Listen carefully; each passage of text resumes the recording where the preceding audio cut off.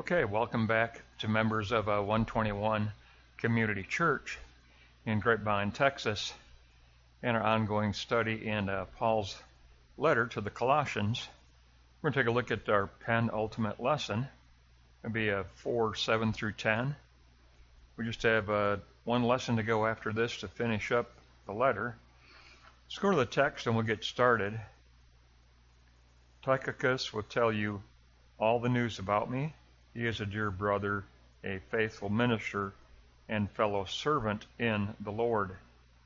I'm sending him to you for the express purpose that you may know about our circumstances and that he may encourage your hearts. He is coming with Onesimus, our faithful and dear brother, who is one of you. They will tell you everything that is happening here. My fellow prisoner, Aristarchus, sends his greetings, as does John Mark, the cousin of Barnabas. You have received instructions about him. If he comes to you, welcome him. All right, we're getting into the closing greetings from Paul. And obviously, if salvation is a historical event for Paul, and we know that it is, then it involves interpersonal relationships that have been formed, and certain people that have ministered with Paul in Ephesus will not only carry this letter to Colossae, but they will also be the individuals who will, as best they can, convey everything that's been taking place for Paul in his captivity as a prisoner of Rome under house arrest. So we get a closing greeting here. Let's go to block 2. We'll begin the pillar commentary. Okay, block 2. For Paul, salvation is historical and includes historical personal relationships. Therefore, letter carriers are also interpreters. Verse 7. All things concerning my ministry. Tychicus will make known to you. He uses Gnoridzo to interpret for you so that you will fully understand. I consider him a faithful brother and a genuine fellow servant. And a genuine fellow servant. And then he uses the expression en Kyrios, in the Lord. And if salvation is historical, what does in the Lord mean? In the Lord is the living historical sphere, that chirological historical sphere, within which we have our being, and within which we interpret the aletheia truth. Paul entrusts his messenger as a faithful friend, and trusts his friend to interpret all of what Paul is concerned about. They'll have questions, I'm sure, about what does he mean when he says this about the Gnostics, and what does he mean here? And this individual is trusted by Paul to help them to understand fully the implications of what Paul is saying. Okay, let's take a look at verse 8. He will tell you everything that is happening here. Hina note, in order that you may know the things concerning myself and my ministry, and that your heart will be encouraged. And he uses the verb parakaleo, which is interesting because for encouragement, he uses a compound verb for calling. And it means to call near, to draw someone close in order to comfort them with words. So an interesting word for encourage, parakaleo, to call near. With all the warnings concerning Gnosticism and false teachers, Paul wants to make known that the context of the letter is to provide encouragement in spite of Gnosticism. The letter carriers will elaborate and they will interpret the letter from Paul, and he does trust them with this responsibility. And he's having them carry this letter, which will be circulated not only in Colossae, but it'll be circulated to a few places. And as it is circulated, scribes will copy it so that other churches can have a copy of this letter as well, because it does contain Paul's Christology. And so it will be a circulated letter to various churches, and the individual carrying the letter will be questioned, obviously, about what does Paul mean here, or what does Paul mean here? What is he saying here? So it's not a simple task. It's a task that involves being of a like-minded theologian and being able to convey to the recipients what Paul means when he speaks of this very detailed, formalized Christology. Very early, AD 70, and we already have a formal Christological doctrine from Paul that will be carried and circulated and discussed.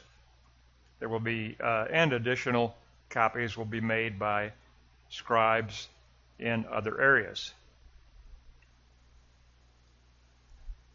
Let's take a look at block 3. Salvation is salvation history. Therefore, past conflicts should be worked out toward reconciliation. Verse 9. They will make known all things happening here to you. Again, he uses Gnoridzo to explain things in a way that creates a complete understanding.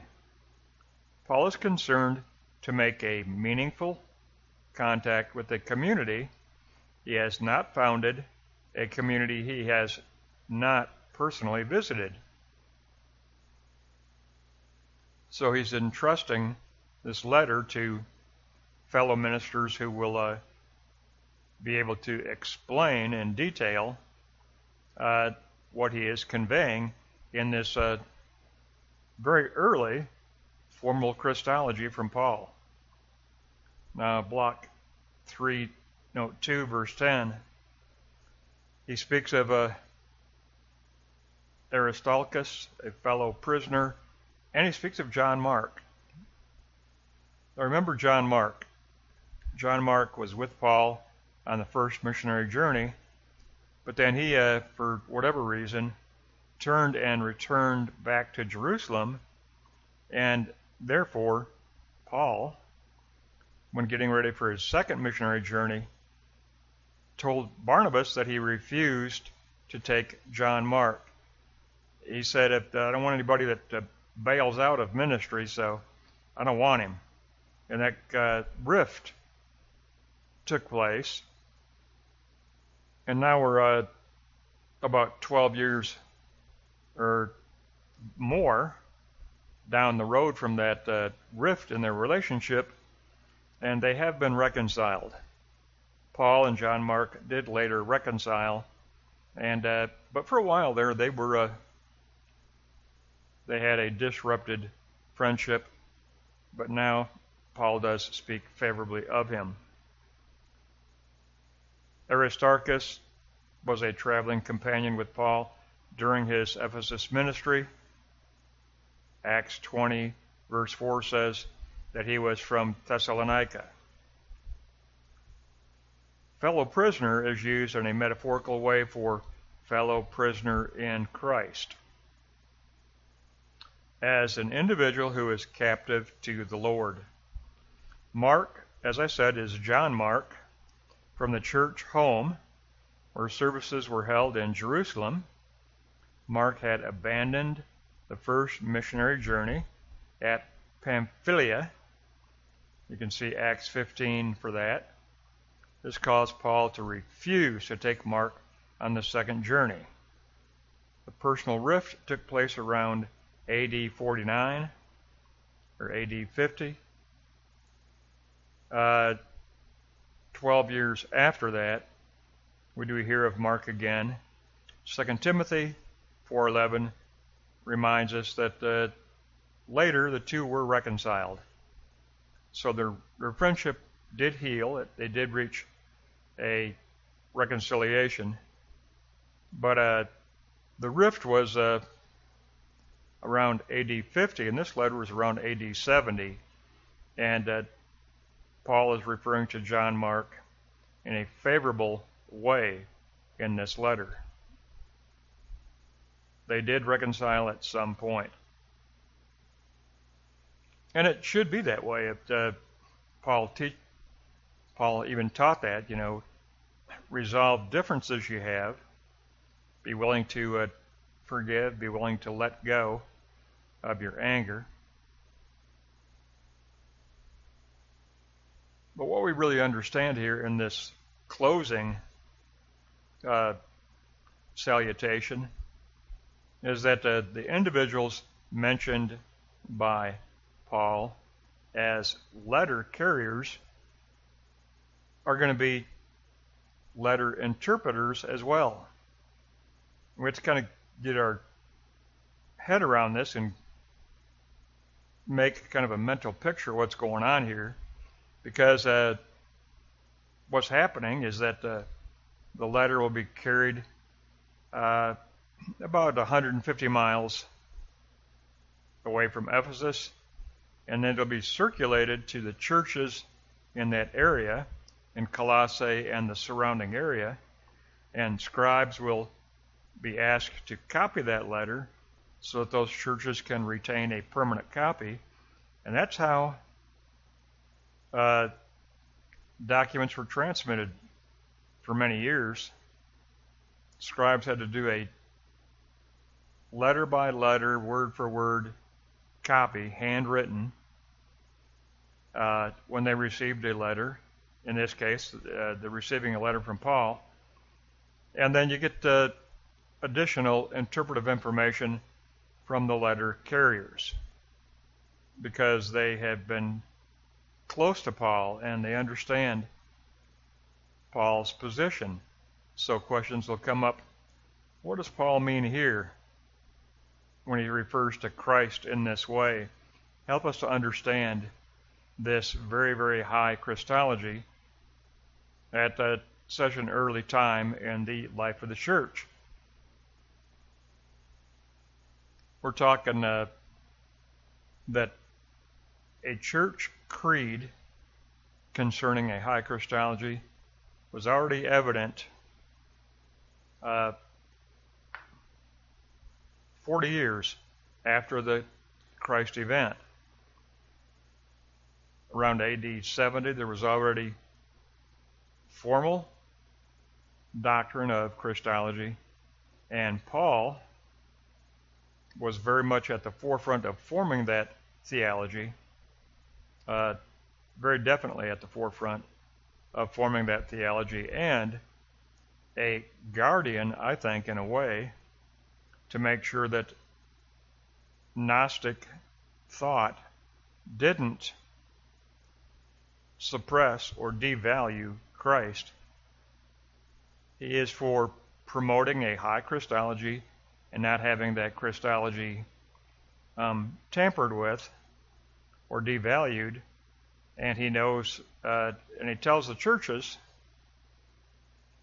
in Colossae and the surrounding area to avoid Gnostic mysticism. Gnostic mysticism is a devaluation of Christ.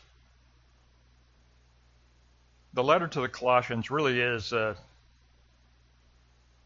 Paul's formal, systematic Christology. And he wants to guard it and protect it against what is showing up now more frequently, and that's Gnostic mysticism. Gnostic mysticism, with its teaching on divine emanations, the ladder of eons that you have to ascend through mystic meditation. All of that Paul debunks, critiques, and rejects. The Gnostic writings, the Gnostic teachings are not to be accepted. They are not to be allowed to qualify what the church should be affirming, and that is the church, even in the first century, the churches should be affirming a high Christology. And we get further evidence of that here from Paul, who wants to have the messengers carry and interpret the letter he is sending. So it's very, very powerful. That's our penultimate lesson. We only have one more lesson to go. Colossians is a short letter, but it's been very powerful. And it does show us a couple of things. It shows us that salvation for Paul is historical, and to be saved means to be taken up into the history of Christ, to be a member of the history of Christ. And it also means to be a believer firmly grounded in a high Christology. That's going to wrap up 4:7 through 10. And we have not much further to go, but our next lesson will continue in chapter 4.